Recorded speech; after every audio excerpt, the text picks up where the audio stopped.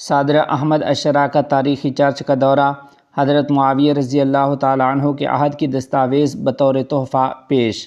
تفصیلات کے مطابق شام کے صدر احمد اشرا نے دمشق کے ایک قدیم عیسائی چرچ کا دورہ کیا ہے، جہاں چرچ کے پادریوں نے ان کا پرجوش استقبال کیا۔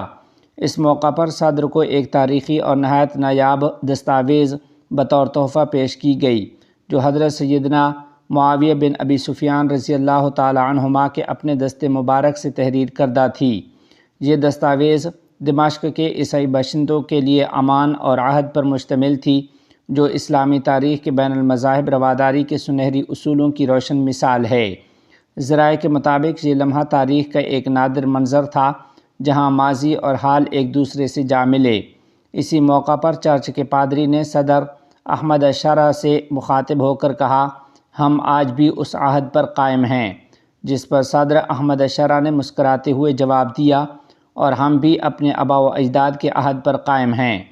بعد ازاں صدر نے چرچ کے زائرین کے رجسٹر میں قرآن مجید کی یہ آیت مبارکہ تحریر فرمائی، بسم اللہ الرحمن الرحیم، وَلَتَجِدَنَّ أَقْرَبَهُمْ مَوَدَّةً لِلَّذِينَ آمَنُوا الَّذِينَ قَالُوا إِنَّا نَصَارَىٰ۔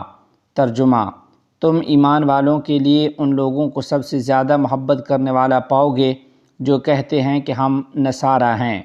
صدر احمد اشرا کے ان کلمات نے ماحول کو روحانیت سے بھر دیا اور پادریوں کی آنکھیں جذبات سے نم ہو گئیں۔ ماہرین کے مطابق یہ واقعہ اسلامی تہذیب کے روادار چہرے اور بین المذاہب احترام کی جیتی جاگتی مثال کے طور پر تاریخ میں یاد رکھا جائے گا۔